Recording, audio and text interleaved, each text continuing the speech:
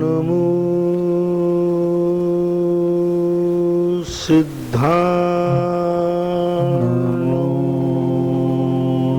सिद्धाणं नमो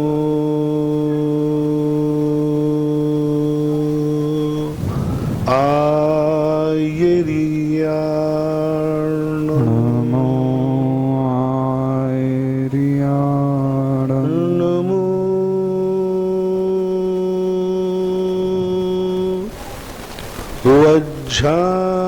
वज्रायाणं नमो वज्रायाणं नमो लोये सव्यसाहूर्णं नमो लोये सव्यसाहूर्णं। पंच परमेष्टि भगवान की जय। आचार्य श्री गुरुवर कुंद महाराज की जय।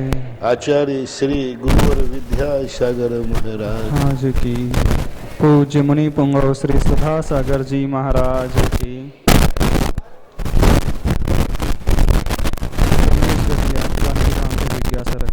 नमोस्तु गुरुवर। गुरुवर, जब आप रामटेक में थे तब आपका और आचार्य श्री का पड़गाहन एक ही चौके में हुआ। मेरी जिज्ञासा है कि आपका पहले पड़गाहन हुआ कि आचार्य श्री का पहले, और उस आहार में आपने भी क्या आचार्य श्री के बाद आहार ग्रहण किया? कृपया वह संस्मरण बताइए। अब ये चीजें ऐसी हैं कि जो बताने में कोई मतलब निकलने वाला नहीं। एक अनायास संयोग होता है, साधु कोई प्री प्लानिंग नहीं होती। एक अनायास ऐसा निमित्त मिला कि दोनों का एक साथ पड़गाहन का खड़ा होना हुआ। उधर से आचार्य से आए, इधर से मैं गया। दोनों एक ही स्थान पर अनायास पैर रुक गए और दोनों की एक साथ परिक्रमा लग गई। श्रावक ने लगा, जब दोनों रुक गए तो श्रावक क्यों छोड़ेगा मौका? और दोनों को यथार्थ वो नियोग है, काकताली न्याय कहलाता है। कभी कभी ऐसे दुर्लभ क्षण आते हैं जब ऐसा अपने आप ही ऐसा नियोग, दोनों के एक स्थान पर अनुकूलता मिलना, व्रत परिसंख्यान मिलना और एक साथ आहार होना। दोनों का एक साथ आहार हुआ, कोई आगे पीछे आहार का कोई विकल्प नहीं। और जिसके यहाँ दिया वो 7 प्रतिमाधारी श्रावक था। अब उस समय, उस दिन के बाद जब दोनों महाराजों के आहार हुए, वो इतना खुश आनंदित हुआ, आज उस व्यक्ति ने 10 प्रतिमा ले चुका है। अब ऐसे लोगों के क्यों नहीं होंगे पुण्य? अब आप लोग ईर्ष्या करते हो कि महाराज ऐसा दिन हमारे चौके में कब आएगा? हैं, अभी तो तुम्हारे, हम क्या बताएं, तुम्हारा तो अभी छन्ने पानी का नियम नहीं। और रात्रि में अन्न का त्याग हो तो बड़ी मेहरबानी है, फरारी तो चलती है। और उसका देखो कितना पुण्यात्मा, 7 प्रतिमा का त्यागी, 7 प्रतिमा का धारी और 6 रसों का त्यागी। 6 रसों में से एक भी रस ग्रहण नहीं करता। और उसका पुण्य देखो, उस दिन के बाद उसके ऐसे भाव जगे, आज घर में रह करके 10 प्रतिमाओं के व्रत पाल रहा है। इस युग में 6 रसों का त्याग करना, दूध नहीं, घी नहीं, नमक नहीं, मीठा नहीं, हरी नहीं, तेल नहीं, दही नहीं, 6 रसों में से एक भी रस का त्याग नहीं करता, एक भी रस ग्रहण नहीं करता। इसको बोलते त्याग। यहाँ तुम्हारे में तो तुम लोग तो क्या है, 6 रस के स्थान पर 12 रस और आ जाए। नमक के बिना भोजन खाता, मीठा नहीं, दही नहीं, दूध नहीं, कुछ नहीं। और ऐसे पुण्यात्मा जीव के एक साथ 2 साधु रुक जाएं उसके दरवाजे और आहार लेके आए, तो इसकी साधना और तपस्या और व्रतों का चमत्कार मानना चाहिए। मात्र महर्षि वो त्याग ही नहीं करता है, दान भी सबसे ज्यादा देता है। ऐसा नहीं कि वो अकेला मात्र व्रती लेता हो। पूरे महाराष्ट्र के अंदर, नागपुर के हैं, 1.5 करोड़ का दान, 2 करोड़ का दान, 2 करोड़ का दान प्रति। वीरेंद्र पटेल नाम उनका है, और पूरे सबसे ज्यादा दान देने वाला व्यक्ति है। खुले हाथों से दान देता है, सब प्रकार के दान। दिव्या जैन, जिज्ञासा रख रही हैं। नमोस्तु। कोई मशीन हमारे मंदिर में माली के पास में मशीन चालू कराने थे नंदा को। हाँ बोलो। हमारे मंदिर में माली 15 दिन में एक बार आता है। रोज हम लोग पूजन का और टेबल पर चढ़ा हुआ द्रव्य एकत्रित कर देते हैं। बाद में माली आकर के 15 दिन बाद ले जाता है। तो क्या मुनि महाराज हम चढ़े हुए द्रव्य को छूने में पाप लगेगा? देखो, इतने दिन तक गीला हुआ द्रव्य रखना जीवों की उत्पत्ति हो जाती है, और फिर भी यदि आपकी मजबूरी है रख देते हैं तो कोई महान दोष नहीं है। लेकिन इतना ध्यान रखना चाहिए, जब कोई व्यक्ति भगवान के सामने द्रव्य चढ़ाता है या महाराज के सामने श्रीफल चढ़ाता है, तो उठाने वालों से मेरा कहना है कि उसके सामने ही नहीं उठाएं। उसने रखा नहीं और कुछ लोग उठाने वाले उठा देते हैं, उसका लिए मांगलिक को आपने विघ्न डाल दिया। यदि किसी ने द्रव्य चढ़ाई है, जब तक वो अपनी पूजा करके या भक्ति करके उधर से हट नहीं जाए, तब तक उस श्रीफल को भगवान और गुरु के सामने हटाना नहीं चाहिए। वो तो रखता है और तुम हटा देते हो, तो तुम्हारे लिए ये करने में महान दोष है। उसने चढ़ाया है, जब तक उसको अपनी प्रार्थना करना है, जो भावना भाना है वो सामने बैठा हुआ है, तब तक उसकी द्रव्य को वहाँ से नहीं हटाना चाहिए। जब वो वहाँ से हट जाए या अपना कार्य पूरा कर ले, दूसरे का नंबर आ जाए, फिर भली हटा दे। ललित पिंडार मियाँ बांसवाड़ा से जिज्ञासा रख रहे हैं। गुरुवर, आपके सानिध्य में बहुत सारे धार्मिक कार्यक्रम एवं पंच कल्याणक हुए, तो 19 से 25 जून के बीच में सांगानेर में जो ऐतिहासिक कार्यक्रम होने जा रहा है, श्रावकों को ऐसे महापुण्य का उदय कौन सा है जो इतने सारे श्रावक भूगर्भ स्थित चैत्यालय की शांति धारा और अभिषेक कर पाएंगे? नियम से कोई ना कोई दर्शनावरणी कर्म का क्षयोपम जागृत हुआ है, और विशेष रूप से आप लोगों की पुण्य प्रकृति जन्म जन्म से जिन लोगों ने ये भावना भाई होगी कि हे भगवान, मैं जब अकृत्रिम चैत्यालयों का वर्णन पढ़ते हैं तो ऐसी भावना भाई हो कि वे अकृत्रिम चैत्यालय हमें कब दर्शन होंगे। और उन महामूर्तियों के भरत चक्रवर्ती ने 72 जिनालय बनाए, उन 72 जिनालयों का हमें कभी दर्शन होगा कि नहीं। ऐसा परिणाम इन जीवों ने किया होगा, उसके परिणाम स्वरूप भूगर्भ चैत्यालयों का दर्शन इनको मिल रहा है, मिलेगा। क्योंकि गोमटेश चामुंड राय की माता ने गोमटेश बाहुबली की भावना नहीं भाई थी, उसने भावना भाई थी कि भरत चक्रवर्ती ने अपने भाई की 3000 फीट ऊंची मूर्ति बनाई थी, उसका मुझे दर्शन करने का भाव हुआ। उस मूर्ति के दर्शन करने के भाव हुए तो उनको अलौकिक अनुपम गोमटेश बाहुबली का दर्शन करने का सौभाग्य मिला।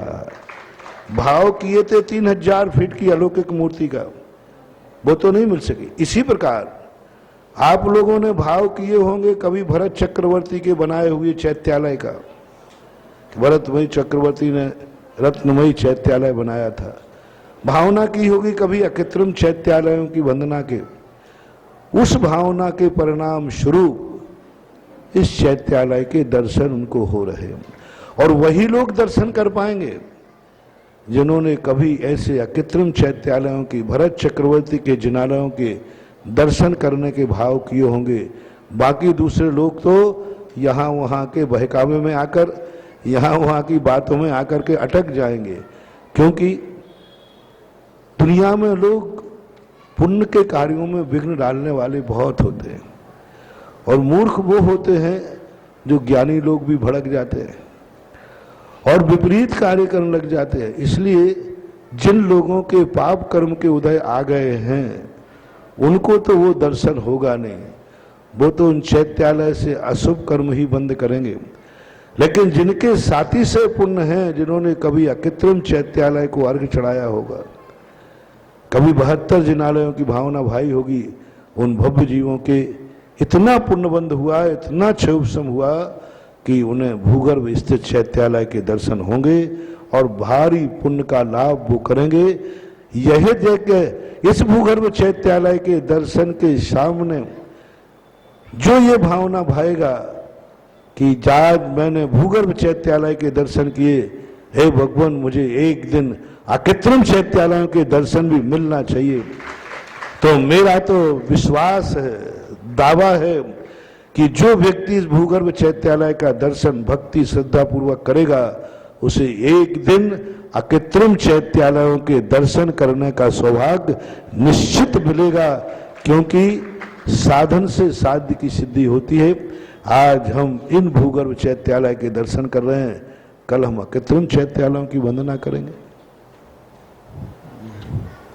महेंद्र जैन पत्रकार इंदौर से जिज्ञासा रख रहे हैं।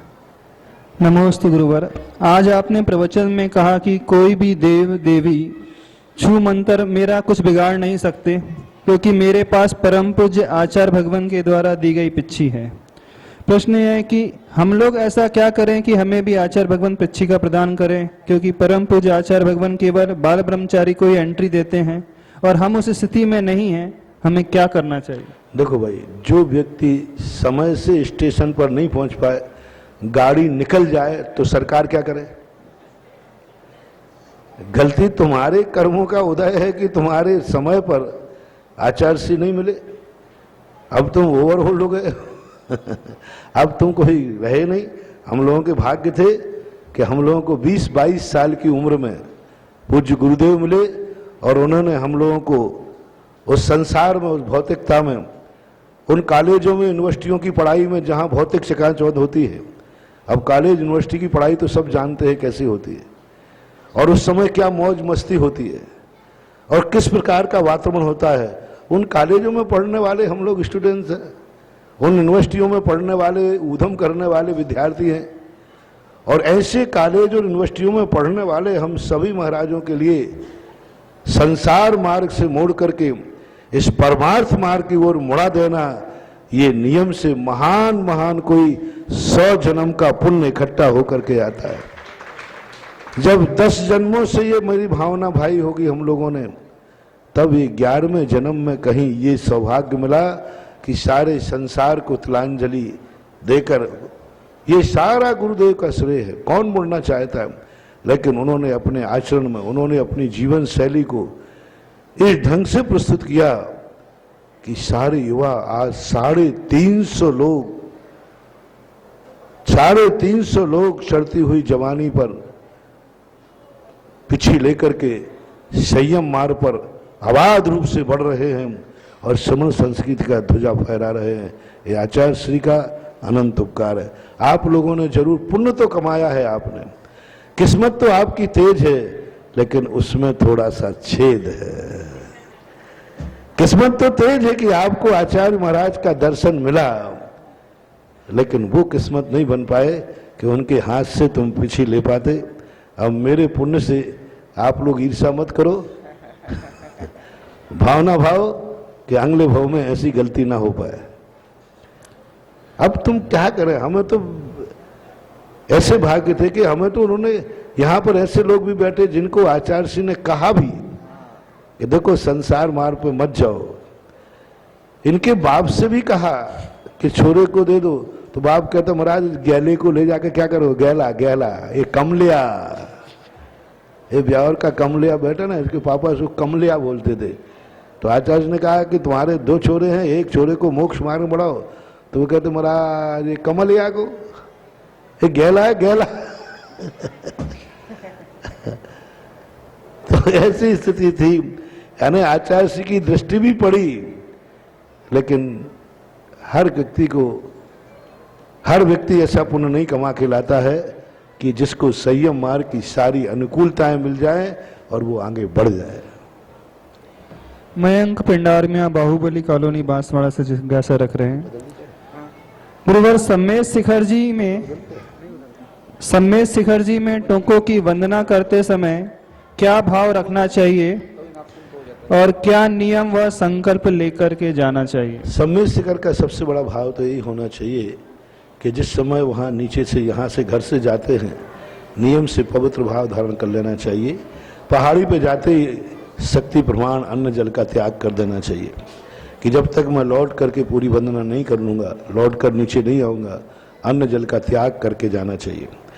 और वहां जाते समय एक ही भावना भाना चाहिए कि हे भगवान, तू कितना पावन था कि जिस भूमि पर बैठा वो भी पावन हो गई, जिस भूमि पर तू बैठा वो भूमि भी पूज्य हो गई। इतनी पावनता, एक व्यक्ति स्वयं पावन होता है और एक व्यक्ति इतना पावन हो जाता है कि वो जो छू लेता है वो भी पावन हो जाता है।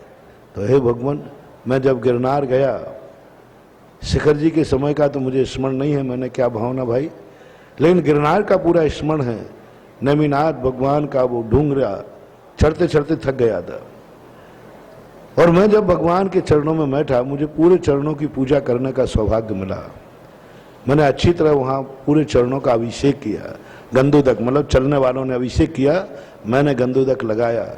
20 मिनट तक मैंने उन चरणों की अबाध रूप से निरंतर वंदना की, पूरे चरण का।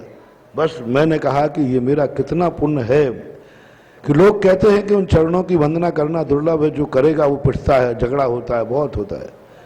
मैं अपने पुण्य को सराहना करता हूँ कि मैं पिटा नहीं, गाली नहीं खाई, झगड़ा नहीं हुआ, बल्कि उसने सम्मान के साथ खुद मुझे उन चरणों के पूरे दर्शन कराए, सब बाधाओं को दूर करके। और 20 मिनट तक मैंने अबाध रूप से भक्ति की और मैंने कहा भगवान, जब मेरा इतना पुण्य है तो आज मैं तेरे से यही वरदान मांगता हूं कि तेरी आत्मा इतनी पावन थी कि जिस पहाड़ पर बैठी वो पहाड़ आज मुनियों के लिए वंदनीय हो गया, तीर्थ बन गया। बस मेरी आत्मा भी एक दिन इतनी पावन हो जाए कि जिस डूंगर से मैं बैठूं वो डूंगर भी सिद्ध क्षेत्र बन जाए। वंदे तद्गुण लब्धे।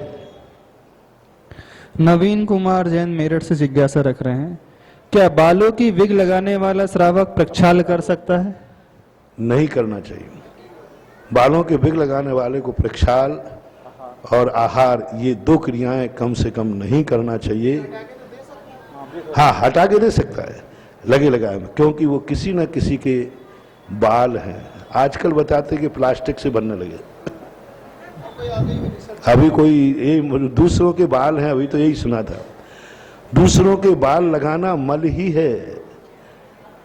जब मल है और निकला हुआ बाल मल की कोटि में आता है, ज्वाइंट बाल है जो लगे हैं ये मल की कोटि में नहीं आते, जैसे ही अलग हो जाएंगे ये मल की कोटि में आ जाता है। तो ये चीजें कुछ ऐसी होती हैं जो शरीर के अंदर रहती, तब मल नहीं होता। जैसे सपोज कीजिए अपने सभी के मुंह में थूक होता है और मुंह में रहता है, निरंतर अंदर जाता रहता है, ये मल नहीं कहलाता। लेकिन यही थूक बाहर निकलने के बाद पुनः भक्षण नहीं किया जा सकता, पुनः नहीं खाया जा सकता। मुंह से निकलने के बाद वो अभक्ष हो गया, गंदा हो गया, मल हो गया, और मुंह के अंदर जब तक निरंतर है तो उसमें कोई भी प्रकार का मल का दोष नहीं आता।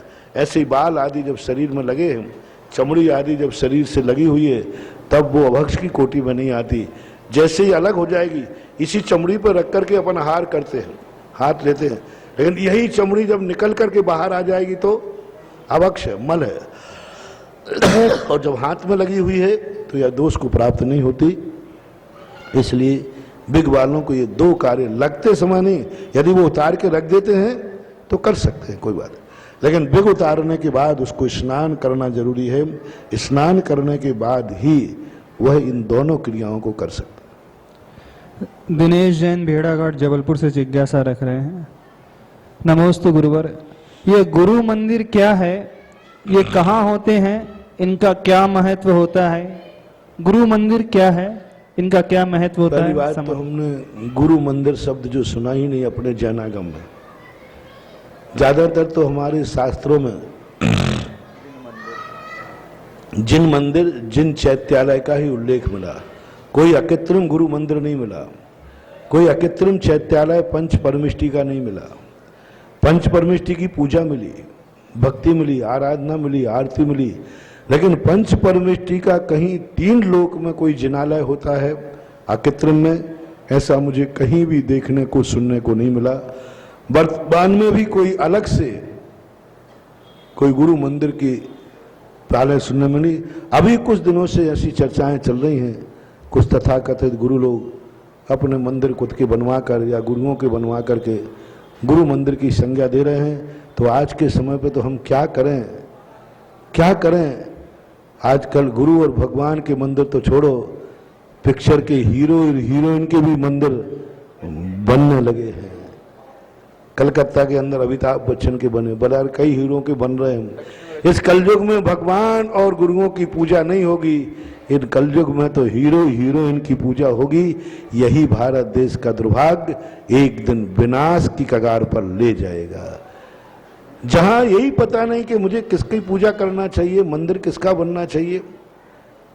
संसारी प्राणी रागी द्वेषी पापियों के मंदिर नहीं होते हैं, जिनका ना मन शुद्ध है, ना वचन शुद्ध है, ना काया शुद्ध है, जिन्होंने सारी दुनिया की हरकतें कर करके मनों में विकार पैदा किए हैं।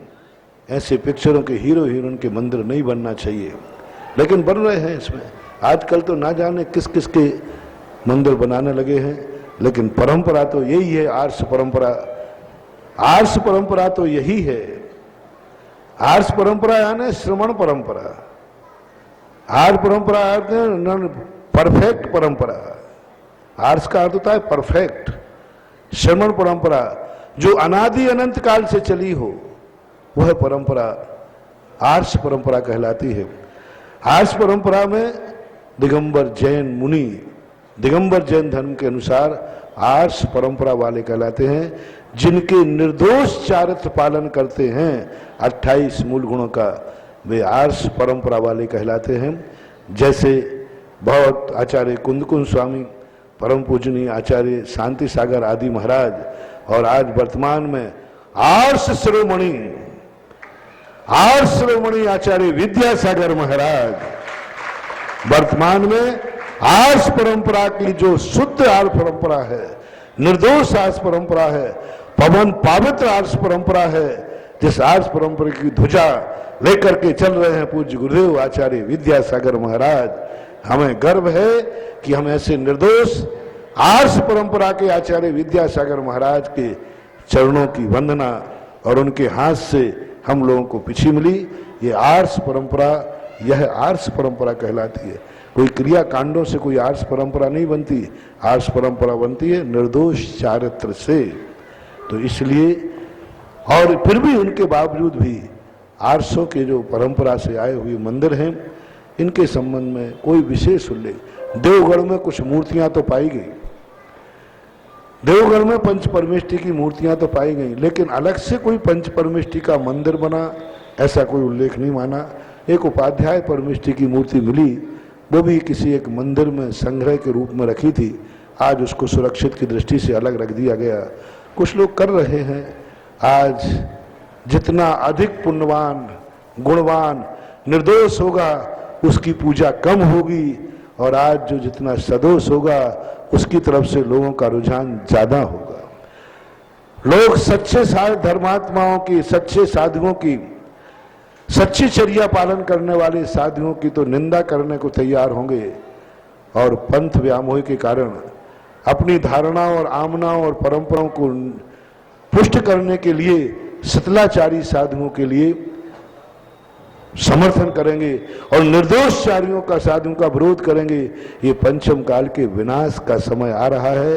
मैं तो यही कहता हूं, मंदिर सदा परम पूजनीय जिनेंद्र देव के ही बनना चाहिए। हाँ, भित्ति चित्र बनाना, कोई कलाकृति बनाना, कोई फोटो टांगना, इनके लिए मैं निषेध नहीं करता हूं, लेकिन मंदिर तो जिनेंद्र देव का ही होना चाहिए।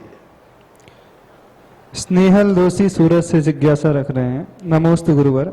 सम्यक दर्शन के 25 दोष हैं, जिसमें षड अनायतन के अनुसार कुदेव, कुशास्त्र और कुगुरु और उनके सेवकों की मन वचन काय से प्रशंसा नहीं करना। सो जो मुनिराज पद्मावती, क्षेत्रपाल आदि की पूजन करते हैं, उन्हें नमोस्तु करना, आहार देना, क्या षड अनायतन के अंतर्गत आएगा? चीजों को देखो, पहली बात है, मैं वैसे ही चर्चित हूं, और ऐसी बातों को लेकर के मुझे क्यों उत्तेजित करते हो? इतना सब कहने के बाद भी अभी तक तुम में अकल नहीं आ रही है। सीधा सीधा क्यों कहलवाते हो? सीधा रूप में कह दिया कि आर्ष कौन है, श्रमण कौन है, वीतराग और अहिंसा। जहां पर क्रिया में अहिंसा, और दृष्टि में वीतरागता है वही वंदनीय और पूजनीय है। इतने से आप अंदाज लगा लीजिए। क्या कहा? क्रिया में अहिंसा और दृष्टि में वीतरागता। अहिंसा और वीतरागता जहां होती है वहीं वंदनीय पूजनीय होती है। कुछ बातें जो होती हैं स्पष्ट नहीं कही जाती हैं। अंधे से अंधा कहो तो तुरंत ही जय टूट, धीरे धीरे पूछ लो कि कैसे गई थी फूट। हाँ भाई देखो इसको सीधा, ये सब चीजें तुम्हारे स्वयं विवेक की बातें हैं। आपने जब लक्षण बता दिया आचार्यों ने कि हमारा भगवान कैसा होना चाहिए, हमारा गुरु कैसा होना चाहिए, वो लक्षण जिसमें पाए जाएं वो माननीय है और जो लक्षण नहीं पाए जाएं वो अमाननीय है। अब पर्टिकुलर नाम लेकर के किसी की बात को करना एक बेफालतू विवाद खड़ा करना है और कोई मतलब नहीं। बस अपने आप में लक्षण लेके चलो। महावीर स्वामी ने ये कहा अरहंतों को नमस्कार करो। कौन है? जो 18 दोषों से रहित हो, निर्दोष हो, अनंत चतुर्दश से सहित हो। कौन है गुरु? जो समस्त प्रकार के विषय कसायों से दूर होकर के ज्ञान ध्यान में तप है, 28 मूल गुणों का निरतिचार पालन करते हैं, परिसरों को सहन करते हैं, बाह्य परिग्रह आडंबर से दूर हैं, शिथिलाचार से दूर हैं, इंद्रियों के विषयों से दूर हैं, बाहर के पंखा कूलर एसी परिग्रह आदि से जो दूर हैं, निर्लिप्त हैं। ऐसे लोग, ऐसी साधुता हमारे लिए गुरु पद के योग शोभा पाती है। तो अब इतना सारा स्पष्ट, पहला एक जैन दर्शन है जिसमें देव सात गुरु की पहचान करने के लिए श्रावकों को थर्मामीटर दिया। समंत्र भद्र महाराज ने गुरु की पहचान करने का अधिकार किसको दिया? श्रावक को। भगवान की पहचान मूलाचार में कहीं नहीं लिखा। मूलाचार में कहीं नहीं लिखा है कि भगवान की पहचान कैसी है, भगवान का स्वरूप क्या है। गुरु की पहचान कहती है गुरु का स्वरूप क्या है, जिनवाणी की पहचान कैसी है, जिनवाणी का स्वरूप क्या है। पूरे मूलाचार में कहीं ये प्रसंग नहीं आया। ये प्रसंग आया क्योंकि मूलाचार तो बहुत आगे की क्लास है। ये पाठ तो प्राइमरी कक्षा में, यानी श्रावकों के को श्रावकाचार में लिखा है कि देव का स्वरूप कैसा होना चाहिए, गुरु का स्वरूप कैसा होना चाहिए। यानी सच्चे देव को पहचानने का जो कोर्स है, अधिकार है, वो श्रावक को है। सच्चे गुरु को पहचानने का जो अधिकार है वो श्रावक को है। सच्ची जिनवाणी को पहचानने का अधिकार श्रावक को है। सच्चे देव साध गुरु को पहचान करके ही व्यक्ति आर्ष परंपरा का अनुयायी कहला जा सकता है।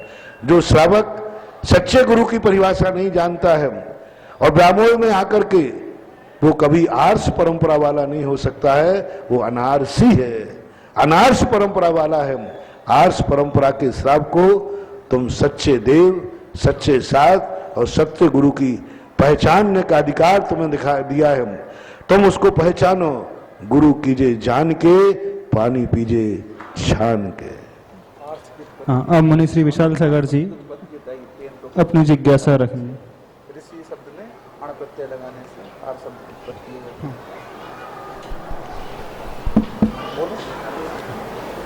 है। एक संस्कृत के अनुसार आर्ष शब्द की प्रत्यय की बहुत अच्छी व्युत्पत्ति है। लोग आर्ष परंपरा किसे मान रहे हैं?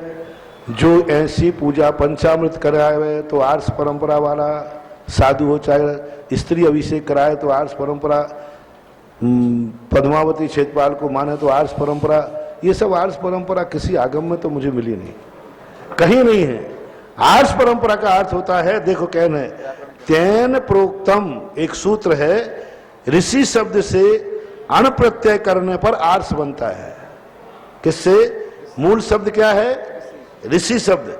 ऋषि शब्द में अण प्रत्यय, सारे भारत के लोग सुने, आर्ष आर्ष लोग सब चिल्लाते हैं और आर्ष स्वयं ही आर्ष नहीं है, स्वयं ही अनार्ष बन के चल रहे हैं। वही वाली बात जैसे मैंने परसों कहा था कि जिस व्यक्ति को चारित्र पालन करते नहीं बनता है, जो दुनिया की दृष्टि में चारित्र की अपेक्षा गिर गया है, दुनिया की दृष्टि उसके ऊपर चारित्री नहीं मानते हैं, वो व्यक्ति अपना नाम कैसे रोशन कराए? तो उन्होंने कहा देखो मैं आर्ष परंपरा का समर्थक हूं, हे श्रावक को सावधान हो जाओ, आर्ष परंपरा पर बादल मंडरा रहे हैं, समझ लेना। वही वाली बात हो गई, चोर चोरी करके चिल्ला रहा है, चोर चोर चोर चोर, पकड़ो। क्या पकड़ो? आर्स की परिभाषा सुनो जो तुम्हें मूर्ख बनाया जा रहा है कि ये परंपरा को मानने वाला ना आर्स परंपरा 13 पंथी है, ना आर्स परंपरा 20 पंथी है, ना आर्स परंपरा इन क्रियाओं पर आधारित है। आर्स परंपरा की संस्कृत के अनुसार व्याख्या चाहिए। तेन प्रोक्तम एक सूत्र आता है, ऋषि शब्द में अण प्रत्यय करने पर आर्स शब्द निष्पन्न होता है। यानी ऋषि शब्द में कौन सा प्रत्यय कर दिया है? अण प्रत्यय। और अण प्रत्यय आता है अपत्यार्थ अण, उत्पत्ति के अर्थ में। ऋषि से जो उत्पन्न होती है, ऋषि से जो उत्पन्न हुआ उसको बोलते हैं आर्स। तो जो परंपरा ऋषि मुनियों ने चलाई है, ऋषि मुनियों से चल रही है, और जो ऋषि मुनि धारण करते हैं, ऋषि मुनि तो पंचामृत नहीं करते, ऋषि मुनि तो स्त्री प्रक्षाल अपने ऊपर अभिषेक नहीं करवाते, ऋषि महाराज तो असंयमी देवी देवताओं की पूजा नहीं करते, तो वो ऋषि की परंपरा ही नहीं। ऋषियों की परंपरा है निर्दोष 28 मूल गुण का पालन करना। तो करने पर आज शब्द का निष्पन्न, जिसका अर्थ है ऋषि द्वारा प्रतिपादित कहा हुआ मार्ग ऋषियों से संबंध करता है, अर्थात ऋषियों का आचार, ऋषियों की चर्या ही आर्ष परंपरा है। यानी अपर नाम जो मुनि महाराज का आचरण है वही आचरण ऋषि के, क्योंकि ऋषियों ने जिसका आचरण किया है उसको बोलते आर्ष परंपरा। ऋषियों ने जो आचरण किया, तो ऋषियों का आचरण आचार में लिखा है, क्या आचरण, वो आचरण ही आर्ष है। इसलिए आज के बाद आर्ष परंपरा किसे मानना?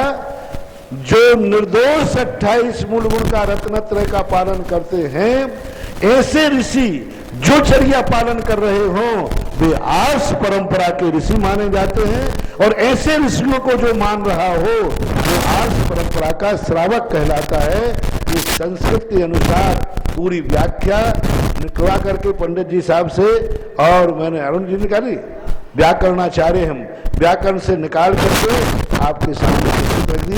क्योंकि जब से आर्ष परंपरा की चर्चा आई है, बताते लोग, हजारों लोग कोष ढूंढ रहे कि आर्ष का अर्थ है क्या, क्योंकि अभी तक मूल आमना सुनी थी, जैन आमना सुनी थी, आर्ष परंपरा लोगों ने कम सुनी थी। इसलिए अब सुने, नया शब्द जरूर आया है लेकिन ये परंपरा बड़ी प्राचीन ही है। ओम शांति। मुनिवर के चरणों में नमोस्तु। मुनिवर एक जिज्ञासा डॉक्टर सुभाष जैन बॉम्बे से उन्होंने भेजी है। उनका जिज्ञासा थी, महाराज जी जब यहाँ पर भूगर्भ से चैत्यालय निकलेगा तो क्या मूल जो चैत्यालय निकलेगा उसकी शांति धारा भी की जाएगी, और उस शांति धारा का क्या विशेष महत्व रहेगा अन्य शांति धारा से? अलग अलग होता है। राज के चरणों का गंधोदक और भगवान के गंधोदक में बहुत अंतर होता है। और जो मूर्ति जितनी इनर्जिस्ट होती है, जो ताकतवान होती है, वह मूर्ति अपने आप में उतना ही उसमें एनर्जी होती है। आज जितनी मूर्तियां हैं, मूर्तियां सभी हैं, लेकिन मैंने पहले ही कहा था कि मूर्तियां 3 प्रकार से अतिशय लाती हैं। वीतरागता की अपेक्षा नहीं, प्रतिष्ठा में तो सब बराबर होते हैं। पहला, कुछ पाषाण ही ऐसे होते हैं जिन पाषाणों में अपने आप एनर्जी होती है। सभी पाषाण एक समान नहीं होते। आपने देखा मार्बल के टुकड़े से दूध दही बन जाता है, सैंडस्टोन से नहीं बनता, कोटा स्टोन से नहीं बनता, ग्रेनाइट से नहीं बनता। कुछ मणियाँ ऐसी होती हैं जिनका अभिषेक करने से जहर उतर जाता है। महाराष्ट्र में कारंजा में मैंने एक मूर्ति देखी, उस मूर्ति का जैसे अभिषेक करते हैं, कैसा भी भयंकर सर्प काटे उसको, उस गंधोदक उसको पिला देते हैं, उसका जहर उतर देता है। लगा देते हैं, लगाने से जहर उतर जाता है। ऐसी मूर्तियां देखी। तो हर रत्न जितने होते हैं इनका अलग अलग, जैसे वनस्पति में जितने वृक्ष होते हैं इनके सबका नेचर अलग। तुलसी के पत्ते का नेचर अलग है, और भी अन्य पत्ते होते हैं इनका नेचर अलग है। ऐसे ही इनमें अलग अलग नेचर होते हैं। दूसरा कारण बनता है प्रतिष्ठा करने वाला दातार, वो दातार ने कितनी पवित्र भावना से मूर्ति बैठा ली है। तीसरा कारण होता है सूर्य मंत्र देने वाला साधु। मैं सदा कहता हूं कि हर मूर्ति के लिए सूर्य मंत्र देने वाला साधु कैसा है। यदि निर्दोष आचार्य ने, निर्दोष मुनि ने यदि सूर्य मंत्र दिया है तो मूर्ति नियम से चमत्कृत अतिशयकारी होगी ही होगी।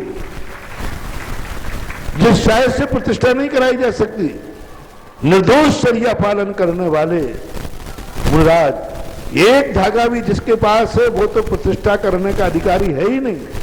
मुनियों में भी नाना प्रकार के मुनि होते हैं। जो मुनि जितनी साधना, जितनी तपस्या और अपने द्वारा जो उन्होंने बीजाक्षरों को साधना की है, उन बीजाक्षरों की जब वो स्थापना करते हैं, बहुत बड़ी बात एक प्रतिष्ठा पाठ में देखी थी कि पहले जो आचार्य या मुनि देते हैं, जो बीजाक्षर भगवान की मूर्ति पर स्थापित करते हैं, उन बीजाक्षरों को पहले अपने अंगों पर स्थापित करते हैं।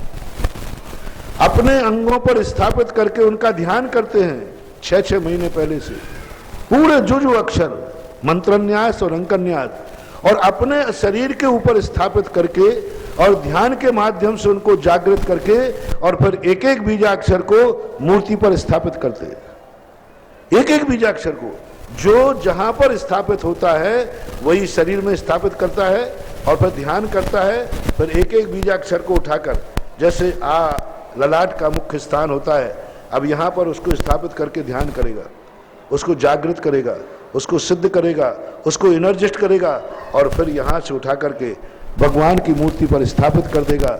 ऐसे बीजाक्षर, ऐसे ही मंत्रन्यास, जो मंत्रन्यास होता है केवल ज्ञान कल्याणक के दिन, उनको भी अपने शरीर पर स्थापित करके पहले ध्यान करें। और जो साधु ने उन बीजाक्षरों को अपने शरीर पर स्थापित करके वर्षों वर्षों साधना की है, ऐसा साधु यदि उन मंत्रन्यास को, अंकन्यास को मूर्ति में दे देगा, वो नियम से मूर्ति चमत्कारी होगी। मात्र अकेला किताब उठाई फू, इतने मात्र से कुछ होने जाने वाला नहीं है। साधक भक्तांबर तो सभी लोग पढ़ते हैं, लेकिन मानतुंगाचार्य ने पढ़ा तो क्या हो गया? तो बोलो, भक्तांबर की विशेषता है कि भक्तांबर पढ़ने वाले की? पढ़ने वाले की विशेषता है। भक्तांबर तो वही है, सारी दुनिया पढ़ रही है, लेकिन पढ़ने वाला कैसा है? इसी प्रकार सूर्य मंत्र तो वही है जो किताब में लिखा है, सूर्य मंत्र वही है, लेकिन सूर्य मंत्र देने वाला कैसा है? जैसे भक्तांबर तो वही है, सभी दुनिया पढ़ रही है, और वही भक्तांबर पूज्यवर मानतुंगाचार्य महाराज ने पढ़ा। बड़ा अतिशय हुआ। इसलिए ये मत समझना हमने तो सूर्य मंत्र दिलवा दिया, किसी से भी दिलवाया, पंडित से दिलवाया, महाराज किससे दिलवाया, नहीं, अलग अलग क्वालिटी देखना। इसलिए सूर्य मंत्र आदि जो हैं ये साधना के माध्यम से मूर्ति में अतिशय आता है। और भूगर्भ में स्थित जो मूर्तियां हैं ये अलौकिक हैं। महान साधक के द्वारा, महान साधना करने वाले साधकों ने उनको स्थापित किया, उनको मंत्रित किया, उनको प्रतिष्ठित किया। और आज भूगर्भ में सबसे ज्यादा सिद्धियां होती हैं पाताल सिद्धि। जितने साधु होते हैं सबसे ज्यादा पाताल में सिद्ध होते हैं। पाताल से मंत्रों की सिद्धियां होती हैं। इसलिए साधु लोग गुफाएं क्यों चुनते हैं, पहाड़ की कंदराएं क्यों चुनते हैं? जितना ज्यादा तलघर में जाकर के बैठेगा उतनी ज्यादा उसको सिद्धि का चांस ज्यादा मिलता है। आप शास्त्रों में उठा के पढ़िए, रावण ने भी जब सिद्धि की तो कैलाश पर्वत की कंदराओं में जाकर घुसा और उन कंदराओं गुफाओं में जाके बैठता है। तो पाताल में जाकर के, गुफाओं में जाकर के जो सिद्धि होती है, जो सिद्धि 6 महीने में होना है वो 8 दिन में भी सिद्धि हो जाती है गुफाओं के। और जो मूर्तियां गुफाओं में विराजमान है, तलघर में विराजमान है, ये तो वैसे ही 18 साल हो गए और पता नहीं कितने साल हो गए, कितने सालों से वो भूगर्भ के अंदर विराजमान है। उनकी तो और एनर्जी इतनी बढ़ गई कि जिस दिन शांति धारा उनकी होगी, सारा भारत में एक सुवृक्ष का वातावरण बनेगा। और वह गंधोदक जो तुम शांति धारा करके ले जाओगे, यानी भारत की सारी मूर्तियों के ऊपर शांति धारा करना और भूगर्भ स्थित मूर्ति की शांति धारा करना, वो एक अलौकिक गंधोदक होगा। उस गंधोदक की, क्योंकि पूज्यवर महापुराण में जिनसेन स्वामी ने अलग अलग गंधोदक की व्याख्या की। जब ऋषभ देव ने भरत चक्रवर्ती को गंधोदक की बात की तो अयोध्या के अंदर भी मंदिर थे, ऊपर भी मंदिर बैठे विराजमान थे, उनकी शांति धारा नहीं की उसने, उसका अभिषेक नहीं किया उसने। उसका अभिषेक विजयार पर्वत की गुफा में स्थित जो भगवान थे, उन भगवान का अभिषेक करके गंधोदक लाया। अरे भाई, यहाँ समोषण में भी थे और भी अयोध्या के अंदर जिनालय थे, यहाँ क्यों नहीं गया? गुफा के मंदिर में ही क्यों गया? और गुफा के मंदिर का ये अभिषेक क्यों लाया? पूज्य जिनसेन स्वामी ने महापुराण के अंदर भरत चक्रवर्ती विजयाट पर्वत की गुफाओं में जाकर के गंधोदक लेके आया। इससे सिद्ध होता है कि गुफाओं में रखी हुई मूर्तियों की एनर्जी एक अलौकिक और अनुपम होती है और गुफा की सिद्धि तो मानी ही जाती है, ऐसा अंतर मानना चाहिए। तो महापुराण के अनुसार भी मैं कह सकता हूं कि सारे जिनालय जो विराजमान है और भूगर्भ में स्थित जो जिनालय विराजमान है उसका गंधोदक इन सबसे अनंत गुना एनर्जिस्ट होगा और उसका चमत्कार, मेरी बात क्या सुनते हो, मेरी बात क्या सुनते हो, 19 से 25 तारीख के बीच में करके देख लेना, अनुभव करके देख लेना, प्रैक्टिकल करके देख लेना कि वो गंधोदक तुम्हारे जीवन को कितना मंगलदायी हो सकता है। ये तो आप खुद करके देख लेना, आपको बहुत जल्दी प्रैक्टिकल करने का मौका मिल रहा है।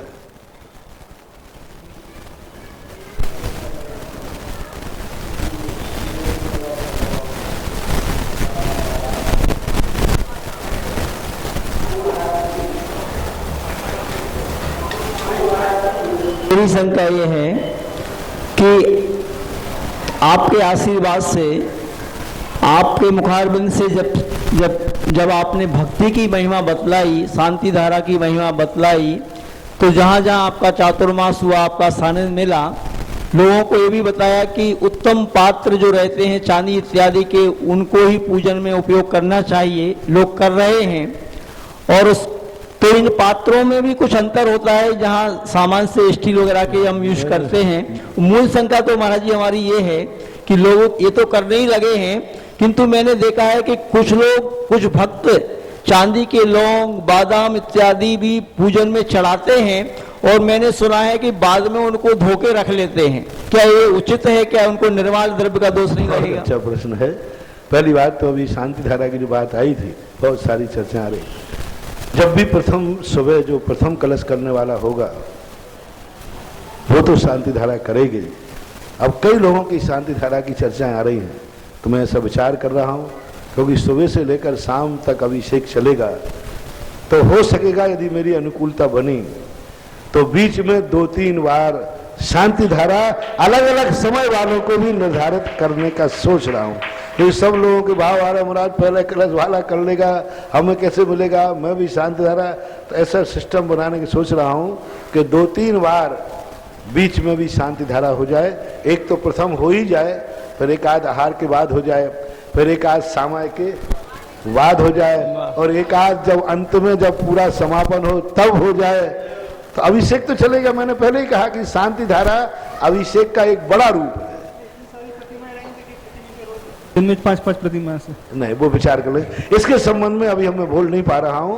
हो सकता है यदि तुम्हारे पुण्य का उदय होगा तो 1-2 दिन में इस संबंध में कोई नया डिसीजन आपके सामने आएगा और आपको सुना दिया जाएगा। बाला फेरो शांति धारा करने वालों कि हमारी बुद्धि और कमेटी की बुद्धि ऐसी अनुकूल बन जाए कि तुम्हारी भावनाएं भी पूरी हो जाए, ऐसी बात है। सोचता हूं, विचार करता हूं। और महाराज ने जो प्रश्न किया, देखो हर धातु अपने आप में, मैंने पहले ही कहा ना, पृथ्वी काय हो चाहे कोई भी चीज हो, हर व्यक्ति का नेचर अलग अलग होता है। चांदी अपने आप में मांगलिक होती है। हमेशा किसी व्यक्ति को कहते हैं सोना मिलना और गुमना दोनों अशुभ होते हैं। और चांदी होते जब भी अपन किसी को कहते हैं अरे भाई तेरी तो चांदी चांदी हो गई, कोई सोना सोना नहीं कहता है। तो चांदी का दोनों को शुभ भी होता है, तो चांदी वैसी मांगलिक होती है। लेकिन लौंगे आदि चढ़ा करके पुनः धोके लगना, ये महान दोष है, महान पाप है। चाहे सोने की चांद हो लौंगे, चाहे चांदी की हो, एक बार पूजन की सामग्री में चली गई वो निर्माल है, वो तुम्हारे घर में भी द्वारा रखने लायक नहीं है, किसी अपेक्षा से रखने लायक नहीं है। हाँ, आपकी यदि चांदी ज्यादा हो जाए, मान लीजिए आप बागवान के लिए नहीं देना चाहें तो ये कोई नियम नहीं है, आप उसके पैसे को गौशाला में दे दीजिए, आप गरीब भिखारियों को दे दीजिए, किसी अस्पताल में जाकर मरीज के लिए दे दीजिए, ये हो सकता है। जैसे रक्षाबंधन के दिन 1 लाख श्रीफल चढ़े चतुर्मास के अंदर, 1 लाख से ऊपर श्रीफल चढ़े। अब वो श्रीफल कहाँ जाए? सारी समाज ने बैठ के निर्णय किया कि श्रीफल गौ माता को दिया जाए और गौशाला में भेज दिया जाए, और गौशाला में जाकर गायों के काम आ गए। कितना बड़ा काम हुआ, तो ऐसे काम कर सकते। ऐसा समाधान के लिए बंधु महाराज श्री के प्रवचनों से पूरा हिंदुस्तान जैन समाज आज अमृत सिद्धि महोत्सव में दर्शनार्थ आ रहा है। कोई लोग क्या सेवा दे रहा है, कोई क्या सेवा दे रहा है।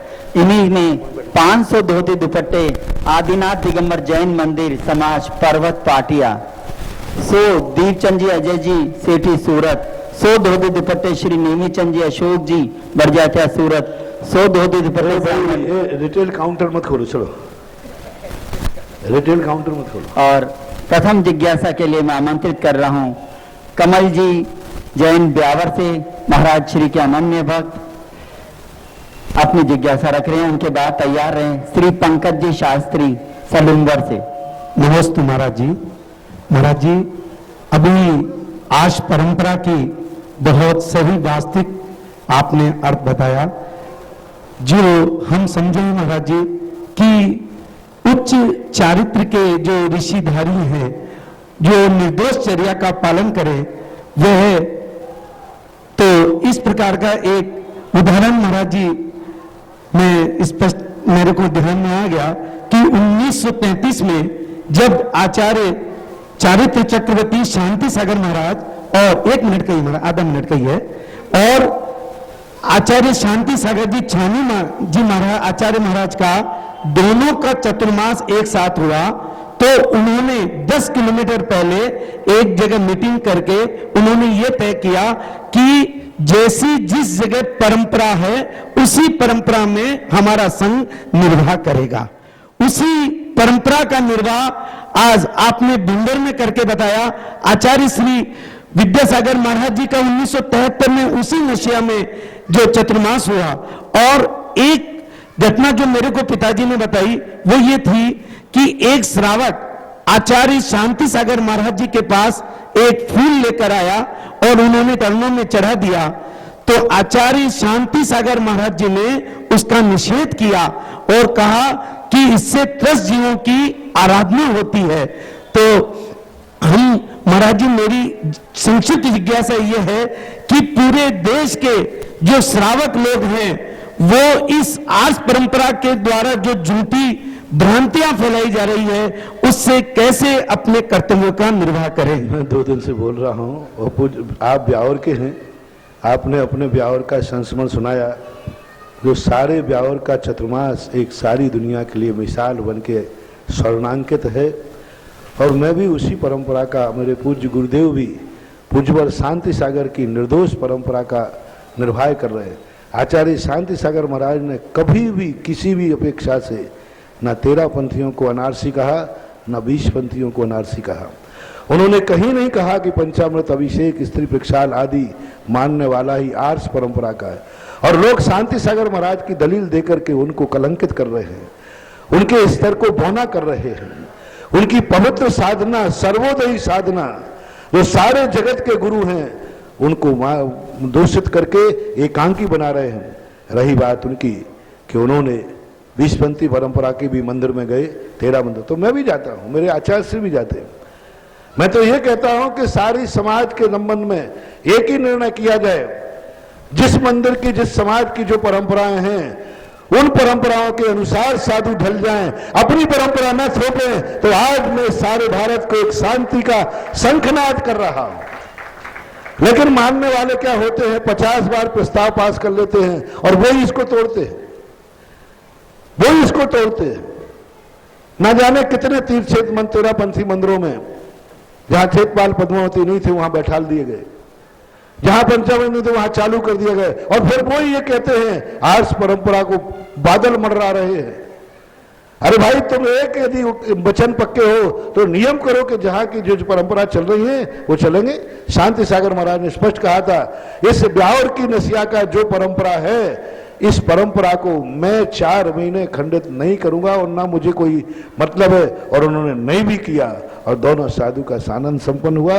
इसलिए लोग यही तो बात कह रहा हूं, स्वयं मंदिरों की आमनाएं तोड़ते हो, दूसरों से कहते हैं मंदिरों की प्राचीन परंपरा तोड़ी जा रही है। अरे कौन तोड़ रहा है? वही वाली बात है, चोर चोरी करके कह रहा है चोर चोर चोर, पकड़ो पकड़ो पकड़ो। कौन सा मंदिर है, एक नाम तो बताओ जहां से। एक बार मैंने एक व्यक्ति से पूछा था, बोले महाराज मैंने सुना है कि आप क्षेत्रपाल पद्मावती को फेंक देते हैं। मैंने कहा एक मंदिर नाम, बोले सुना है मैंने एक मंदिर बताओ जिस मंदिर में से मैंने मंदिर में विराजमान किए और उसको उससे रहित कर दिया गया हो। स्थानांतरित तो होना अलग चीज है, क्योंकि यहां बैठे थे भगवान से ऊंचे बैठे थे तो उनको नीचे बैठा दिया, है तो मंदिरों के जीर्णोद्धार। लेकिन मैंने निकाला हो बिजोलिया के अंदर, मैंने खुद बनवा करके उनको यथास्थान दिया। भूंगड़ा के अंदर बैठे थे, मैंने खुद अपने आप सामने क्षेत्रपाल पुराने बैठे थे, मैंने खुद एक आले में मैंने कहा इसको यहां बैठा लो। 50 जगह ऐसे उदाहरण है जहां मैंने बैठा ले, जहां की मैंने कही कोई बात नहीं, एक स्थान बता दीजिए जहां पर इस प्रकार का। मैंने उनको चुनौती दी, मैंने बोलो, तो बोले महाराज जी मैंने तो ऐसा नहीं देखा, सुना है मैंने। तो फिर मैं थोड़ा सा आगे गूं, मैं 2-3-5 मिनट चर्चा करते करते मैंने कहा देखो भाई मैंने एक बात सुनी है, वे शुद्ध जल के त्यागी थे। मैंने सुना है कि तुमने 8-10 दिन पहले एक बारात में शराब पी है। बोले महाराज मैं शराब पी, इतने बम के कि मुझे गिरा कहीं ऊपर छत पर नहीं लग जाए। मैं महाराज आपको विश्वास है क्या? मैंने कहा विश्वास तो नहीं है, मैंने सुना है, मैंने शराब पी, मैं 100 बार बोले, उनके होंठ कांपने लगे, मैंने शराब पी।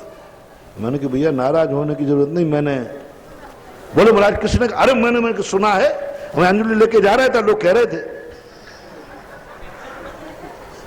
मैंने सुना है। 2-3 मिनट के अंदर बोले महाराज जी आप बोलिए मैंने सुना। मैंने कहा मुझे तो विश्वास नहीं, मैंने सुना है। वे पसीना पसीना हो गए। हमने कहा शांत हो जाओ, कैसा लगा, कैसी लगी ये फैंसी ड्रेस? बोलो महाराज आपने तो घबरा दिया। मैंने कहा बाबूजी आपने भी बोलो, क्या मैं ऐसे करूं? महाराज आप कर तो नहीं सकते, लेकिन मैंने सुना है। लेकिन मैंने कहा मुझे तो पसीना नहीं आया, कहीं ऐसा तो नहीं कि तुम सही में पीते हो? आपका पसीना बता रहा है, आपकी घबराहट बता रही है, चोर की दाढ़ी में तिनका। मैंने कहा मैं तो नहीं घबराया। यानी सुनी सुनाई बातें कोई प्रैक्टिकल तो करो, सामने सज्जनता के साथ आकर के बैठ के चर्चा करो ना। ये पेपर पत्रिकाएं निकालना, व्हाट्सएप निकालना, ना ये शादियों के काम है और ना सच्चे मुनि भक्तों के काम है। अरे तुम कहते हो कि मुनि भक्त, एक और तो कहते हो कैसे ही मुनि भक्त हो, पुछी कमंडल वाले तुमको लाखों प्रणाम। और एक और तुम्हारी आमना का जो समर्थन नहीं करे वो पुछी कमंडल वाला भी दुश्मन। एक और कट्टर मुनि भक्त वाले क्या कहते हैं, कैसे ही मुनि हो हमें तो पुछी कमंडल वाला होना चाहिए। और एक और तुम्हारी आमना तुम्हारी विचारधारा का समर्थन नहीं करे और सच्ची चर्या पाला करने गए उसका भी तुम विरोध करने लग जाओ, उसको भी गालियां देने लग जाओ, तो ये तुम्हारी मुनि। इससे अच्छा तो कानजी था, कानजी ने कभी किसी मुनि नाम के कभी विरोध नहीं किया, उसको मुनिचर्या पसंद नहीं आई, ये बात उसकी अज्ञानता थी। उसने कहा कि पंचम काल में मुझे मुनिचर्या समझ में नहीं आ रही है, लेकिन किसी व्यक्तिगत मुनि का विरोधी वो कानजी कभी भी किसी व्यक्तिगत मुनि का विरोधी नहीं रहा। वो महाचर्या वो अपने अनुकूल नहीं देख पाया कि जैसी चर्या ज्यादा, वो चर्या का विरोधी रहा है, ना कि किसी मुनि का विरोधी रहा। उससे ज्यादा कसाई तो वो हैं जो मुनि भक्ति का डंडोरा पीटते हैं और उनकी विचारधारा के अनुकूल ना जाए तो वे मुनियों के प्रति इतने निकृष्ट पे उतर जाते हैं कि इतनी निकृष्टता, तो जिसको कानजी को मुनि विरोधी कहते हैं, ऐसे निकृष्ट शब्द, ऐसे निकृष्ट विचार, ऐसे निकृष्ट जो क्रियाएं करने के लिए मुनि भक्त तैयार हो जाते हैं। मुनि भक्त जो कहते हैं कट्टर मुनि भक्त, ऐसा विरोध तो मुनि कानजी ने भी नहीं किया जैसे अपन मुनि विरोधी कहते हैं। वो चर्या का विरोधी था, उसे किसी मुनि का विरोध करने की जरूरत नहीं था। लेकिन ये मुनि भक्त तो पर्टिकुलर मुनि विरोधी जो उनकी विचारधारा का नहीं, और कहते हैं हमें तो कैसे ही मुनि भक्त हो, तो ये स्ववचन बाधित है। ऐसे लोगों की कानजी की दुर्गति हुई कि नहीं पता नहीं, लेकिन ऐसे कट्टर मुनि भक्तियों की जरूर दुर्गति निश्चित है, इसको कोई रोक नहीं सकता। और कहा भी है किस प्रकार की परिणति, तो इस प्रकार की स्थिति को थोड़ा सावधानी पूर्वक करें, यही बात। इसलिए ब्यावर का जो चतुर्मास हुआ वो एक ऐतिहासिक, मैं तो खुद कह रहा हूं ना, जहां चतुर्मास करता हूं वहां तुम्हारी जो मेरे आने के पहले परंपरा है, मेरे जाने बाद तक उसमें कोई परिवर्तन नहीं करता। मेरे आने के पहले तुम्हें जो करना करो, मेरे जाने के बाद तुम जानो। मैं तो जहां के मंदिर की परंपरा और मेरे पूज्य गुरुदेव भी यही है, सही आर्ष परंपरा शांति सागर की परंपरा को निर्वाह कर रहे हैं तो आचार्य विद्यासागर महाराज और उनके शिष्यगण।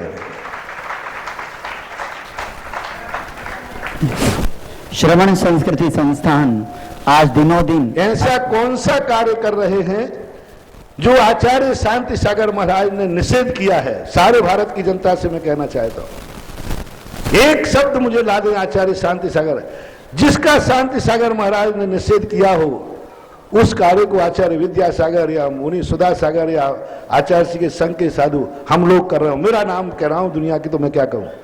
एक कार्य बता दो कि शांति सागर महाराज ने इसका विरोध किया था जो आप कर रहे, नाम लाओ, लाओ प्रवचन, मैं सुन लूंगा, और यदि कर रहा हूंगा तो मैं तुरंत सुधार कर लूंगा, क्योंकि हमें पूज्य शांति सागर महाराज इस युग में हमारे लिए बहुत आदर्श, बहुत मेरे दादा गुरु, मेरे गर्व है कि उनके वंश का मैं मुनि हूं। लाइए कौन सी बात है जो महाराज, हाँ महाराज ने विरोध भी नहीं किया, समर्थन भी नहीं किया। तेरापंथी मंदिर में भी गए, जल का अभिषेक भी देखा, पंचामृत में गए, वहां भी जो हो रहा था देखा, साम भाव रखा।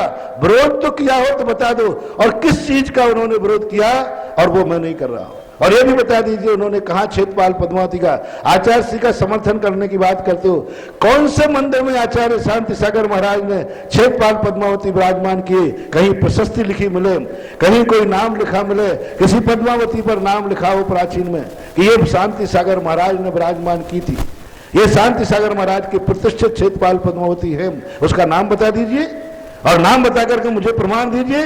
लेकिन ध्यान रखना, ओरिजिनल शांति सागर महाराज के वंशज को कोई भटकाने की चेष्टा मत करना, वो स्वयं भटक जाएगा। लेकिन शांति सागर का पड़ पोता ये भटकने वाला नहीं है, क्योंकि ओरिजिनल वंशज हूं शांति सागर महाराज का।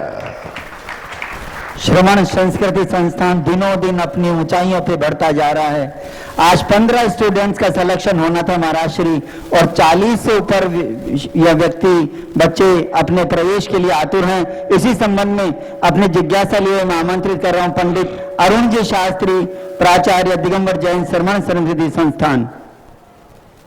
श्रवण संस्कृति के महोन नायक तथा अपनी वाणी से ही नहीं, अपनी चर्या से सम्यक आर्ष मार्ग का प्रवर्तन करने वाले एवं दिखलाने वाले हे परम पूज्य गुरुवर, आप श्री के आशीर्वाद से आज से 20 वर्ष पूर्व श्री दिगंबर जैन श्रवण संस्कृति संस्थान की स्थापना हुई थी, और आज श्रवण संस्कृति संस्थान पूरे भारत में विद्वानों की पूर्ति करने वाला सबसे बड़ा ज्ञान के केंद्र के रूप में स्थापित हो चुका है। हे पूज्य गुरुवर, इस श्रवण संस्कृति संस्थान में प्रवेश के लिए आज से पहले 4 शिविर जबलपुर में, एटा में, उसके अलावा नांद्रे में और घाटोल में 4 शिविरों की स्थापना, 4 शिविर लगाए गए, जहां 43 विद्यार्थियों का चयन हो चुका है। 7 विद्यार्थियों का चयन और होना था, क्योंकि आप श्री ने कहा कम से कम 50 लीजिए, परंतु ये विद्यार्थी इतने ज्यादा मात्रा में हैं कि 40 विद्यार्थी आए हुए हैं, और यदि हम आपके अनुसार लें तो केवल 7 का चयन हो गया। बेचारे 33 विद्यार्थी, इनकी मुद्रा देखकर मालूम पड़ रहा है ज्ञान की प्यास लेकर के पूरे भारत के कोने कोने से आए हैं।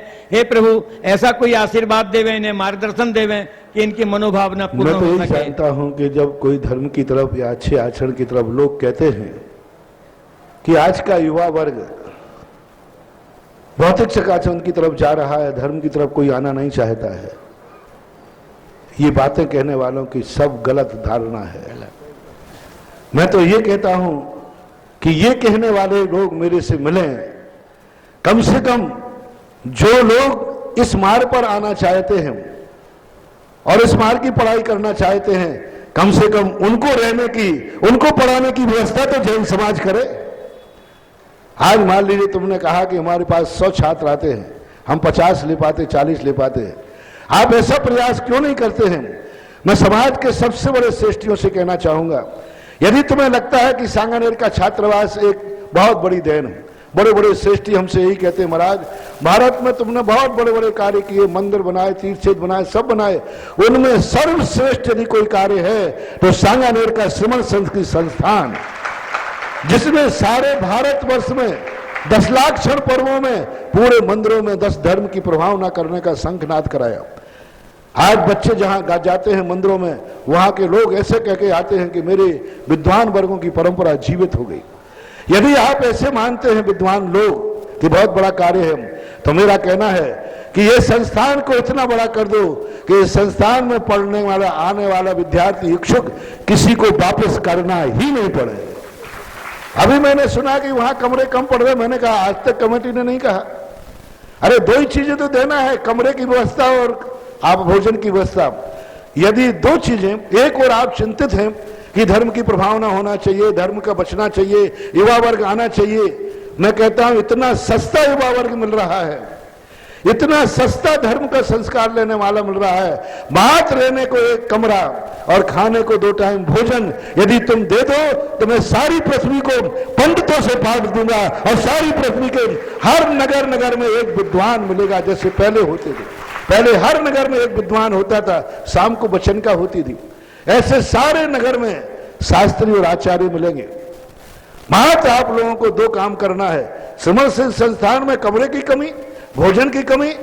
अरे श्रमण संस्कृति और आर्ष परंपरा वाले लोगों से मेरा कहना है, ऐसा बीड़ा उठाओ और श्रमण संस्कृति संस्थान की कमेटी से कहो कि बच्चों को रहने की और भोजन की व्यवस्था की कमी नहीं आने देंगे।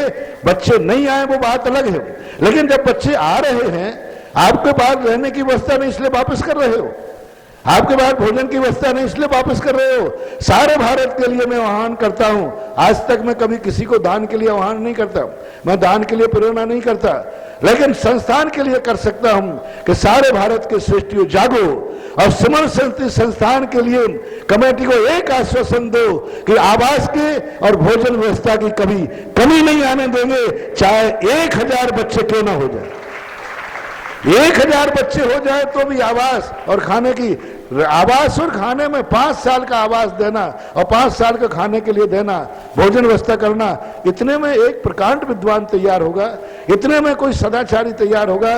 इतना दावा है कि संस्थान से निकलने वाला बच्चा पंडित की पंडिताई कर पाए या नहीं कर पाए, लेकिन आधुनिक की दौर में कभी अंडे को शाकाहार मान के नहीं खाएगा, कभी बोतल हाथ में उठा के नहीं खाएगा, कभी ऐसा अवक्ष सेवन नहीं करेगा जो कि आज पाश्चात्य संस्कृति का है।